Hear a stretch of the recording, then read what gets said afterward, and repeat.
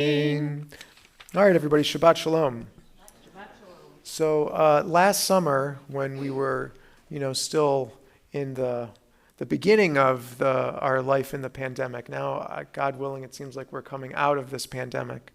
But last summer, we virtually online, we studied the first two chapters of Pirkei Avot, which in English translate as the Ethics of the Fathers. Pirkei Avot is a tractate of the Mishnah that is a series of short and very inspiring, sometimes sharp teachings of Jewish wisdom. So they're these easily digestible nuggets that really lend themselves to, a nice discussion. So since this is July 4th weekend, first of all, so for July and August, during these Friday night services, we're going to study sections from chapter 3 of Pirkei Avot. It's fabulous. Don't worry, it's good stuff. So since it's July 4th weekend, as it happens, the second Mishnah, or teaching, if you will, of chapter 3 reads as follows. And I wrote about this week in my Torah thoughts, so that was a little reveal there, a little teaser. But the chapter 3, Mishnah 2 says the following. I'll read it in English, and then I'll also read it in Hebrew, because I want you to hear the Hebrew too. It says, Rabbi Hananiah, the deputy high priest, taught. And by the way, this is in the time of, in Jerusalem, when, for some of this time, the Holy Temple in Jerusalem was still standing. For some of the time, the temple had already been destroyed. This is sort of... Hananiah lived in around the time when the Romans destroyed the second temple. So he witnessed that Khurban, if you will, that destruction. It was a cataclysmic event that changed Judaism from being based on sacrifices at one location, the Holy Temple, to instead being based on prayer and study. Judaism as we know it today happened because of this tragedy, because the temple was destroyed. So he witnessed that destruction. So Rabbi Hananiah, the deputy high priest, taught, pray for the welfare of the government. For if people did not fear it, they would swallow each other alive. Okay, that's a teaching from Rabbi Hananiah, Sagan HaKohanim. Omer, he said, Have mitpalel bishloma shel malchut. She'ilmale mora'ah ish et re'eu chayim bala'u. Pray for the welfare of the government, for if people did not fear it, they would swallow each other alive. Okay, pretty sharp stuff. Let me just offer a few opening comments, and then we'll open it up for comments for whoever wants to speak. If you're watching on the live stream, I apologize in advance. You might not be able to hear all the comments in the gallery, in the congregation, but that's okay. Let's just enjoy this conversation together.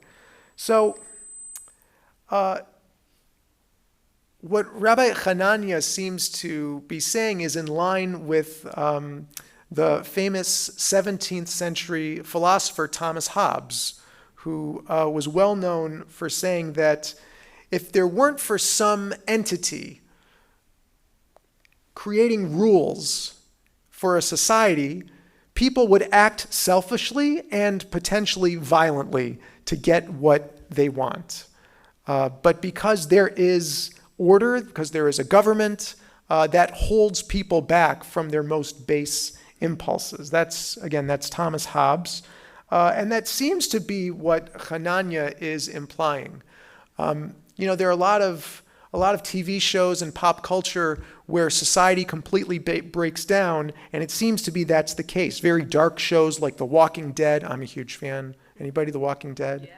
Oh, so good. So good. Zombies, the post-apocalypse, a lot of people eating people. No? Not? Okay. It is like Lord of the Flies, yes. So when structure breaks down, when rule of order breaks down, chaos erupts. And that's what Hananiah is definitely worried about here. And by the way, he's saying pray for the welfare of the government. And he's talking about the Roman Empire, who were in charge at the time in Judea and Samaria.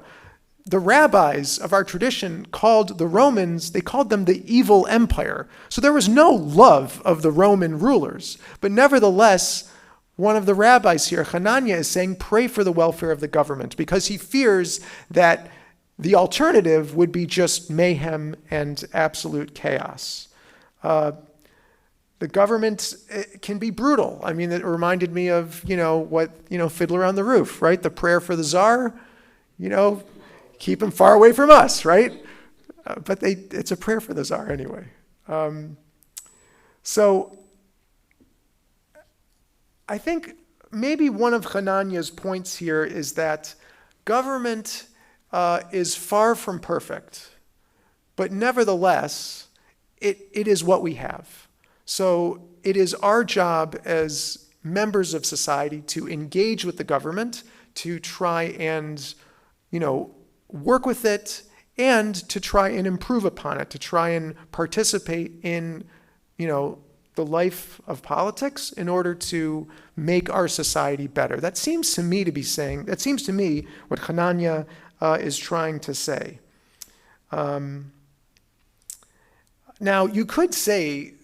I suppose you could say that Hananiah's statement is a little bit self-serving. After all, he is a kind of government official himself. He is working in the priesthood. He is overseeing sacrificial rites at the temple. So of course, he wants to have a good relationship with the government. They have to work hand in hand with the government. The government can come and just shut down, Jewish life, and that would be the end of, what Hananiah holds very dear, bringing people close to Torah through the sacrifices. So maybe he has his own agenda here, but nevertheless, I think his point is a good one, that government is populated by people. People are imperfect, but it is what we have. We should do our best to work with it and to try and improve it. Those are some opening comments. I'll open it up to the floor. Anybody?